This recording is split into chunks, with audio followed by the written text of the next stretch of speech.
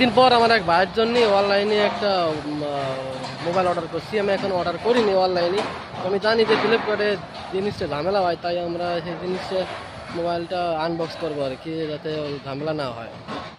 Delivery ভাই তো চলে এসেছে। হ্যাঁ